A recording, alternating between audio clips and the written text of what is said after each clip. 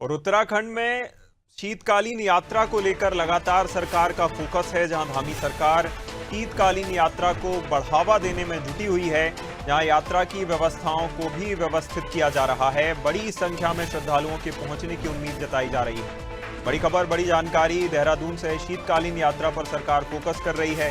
लगातार जानकारी के लिए हमारे साथ सोनू सिंह जुड़े हुए हैं। सोनू, देखिए, धामी सरकार लगातार शीतकालीन यात्रा को, चाहे वह सुविधा की दृष्टि से हो, तमाम प्रयास कर रही है कि शीतकालीन यात्रा सुगम तरीके से हो सके और इसे जो 12 महीने चलने वाली यात्रा बनाया जा सके। क्या कुछ प्रयास किए जा रहे हैं? देखिए, चारों धामों के कपाट बंद हो चुके हैं। पहले यमुनोत्री, गंगोत्री और केदारनाथ धाम के कपाट बंद हुए और फिर बद्रीनाथ धाम के कपाट शीतकाल के लिए बंद किए जा चुके हैं। वैदिक मंत्रोच्चारण के साथ विधि विधान से कपाट बंद किए गए हैं।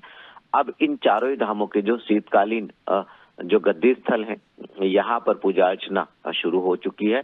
और ऐसे में अब सरकार ये प्रयास कर रही है, सरकार ये फोकस कर रही है कि ज्यादा से ज्यादा तीर्थयात्री, ज्यादा से ज्यादा श्रद्धालु जो हैं वो चारों धामों की शीतकालीन यात्रा के दौरान उत्तराखंड का रुख करें।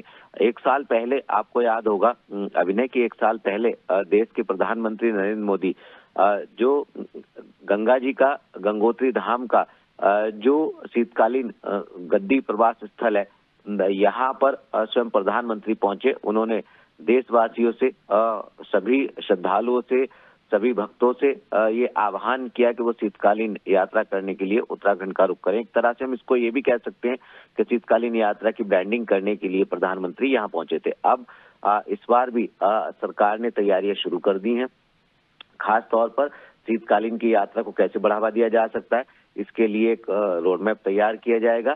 उसी के तहत जितनी भी व्यवस्थाएं होंगी उनको व्यवस्थित किया जाएगा। उम्मीद ये की जा रही है विनय कि इस बार की शीतकालीन यात्रा जो है, इसमें बड़ी संख्या में तीर्थयात्री यहाँ पर पहुंचेंगे और चारों धामों के जो शीतकालीन गद्दी स्थल है, प्रवास स्थल है, यहाँ पर पूजा अर्चना कर पुण्य प्राप्त करेंगे। क्योंकि सरकार की ये कोशिश है कि जो 6 माह के लिए विश्व प्रसिद्ध देवभूमि की चारधाम यात्रा संचालित होती है, इसको पूरे के पूरे साल यानी 12 के 12 माह जो है इसका संचालन किया जा सके। और यही वजह है कि अब सरकार ने शीतकालीन यात्रा पर फोकस शुरू कर दिया है।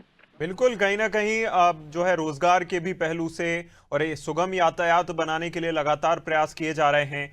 सोनू, बने रहिएगा हमारे साथ, आपका फिर रुख करेंगे।